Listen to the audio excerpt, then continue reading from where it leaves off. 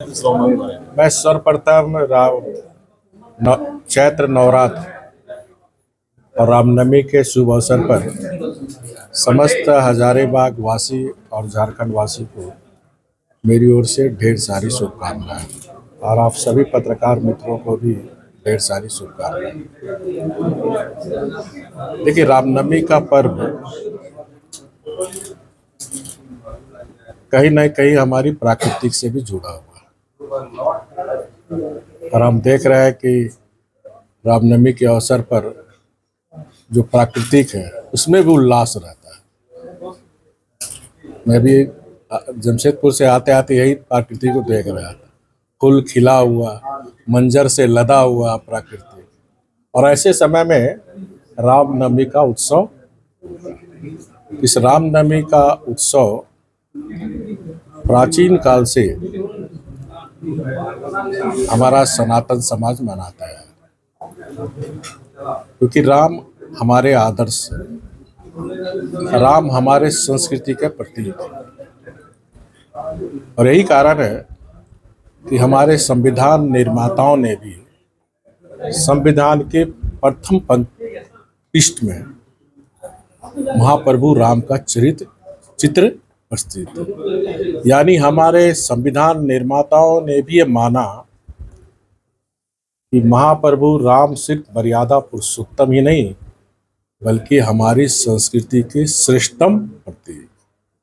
लेकिन हाल के दिनों में झारखंड में जब से पार्ट 1 माननीय हेमंत सोरेन की सरकार और पार्ट 2 हेमंत सोरेन की सरकार, इस सरकार में जिस तरह बहुसंख्यक समाज के पर्व त्योहार में उत्पीड़न करने का काम, पर्व त्योहार में बाधा पहुंचाने का काम, जब बीजेपी की सरकार थी तो हमने सरहुल में भी हेलीकॉप्टर से फूल बरसाया, माँ रामनवमी के अवसर पर भी हेलीकॉप्टर से फूल बरसाया गया। आज ये कांग्रेस जेएमएम के गठबंधन के सरकार में चाहे सरहुल का पर्व हो चाहे रामनवमी का पर्व हो, फूल के जगह पत्थर और पेट्रोल बम डाला गया। ये राज्य के लिए अच्छी बात नहीं है।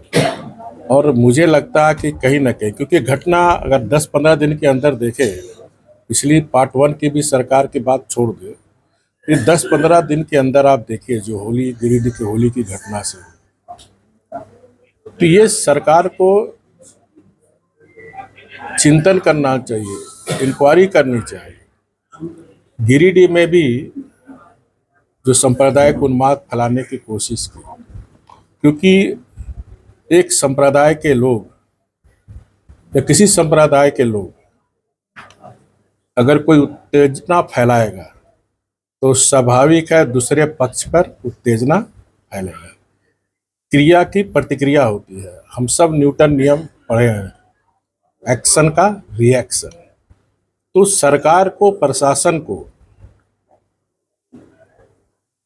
जो उत्तेजना फैलाने का काम किया, चाहे किसी धर्म का हो, उस पर कड़ी कार्रवाई होनी चाहिए, ना कि आप 10 उधर से अरेस्ट करो, 10 उधर से उधर।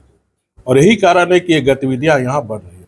अगर उत्तेजना फैलाने वाले पर सरकार बिना जात संप्रदाय भेदभाव कर अगर कड़ी कार्रवाई गिरिडीह की घटना से की होती तो हजारीबाग में मंगला जुलूस पर पत्थर नहीं चलता।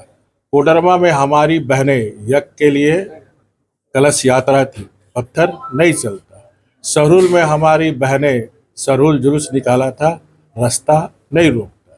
इस तरह की जो लगातार घटना हो रही है, सिर्फ तुष्टीकरण, इस राज्य अबुआ राज कहते हैं। भगवान बिरसा मुंडा ने अबुआ राज, भगवान बिरसा मुंडा जी ने इस तरह की अबुआ राज की कल्पना नहीं की थी कि अबुआ राज में अपने सरहुल मनाने में हमें रोका जाए, रामनवमी पर्व में हमें रोका जाए, प्रशासन मुख दर्शक देते रहे। तो अब हिंदू अपने पर्व त्योहार में विघ्न सहने को तैयार नहीं है। धन्यवाद।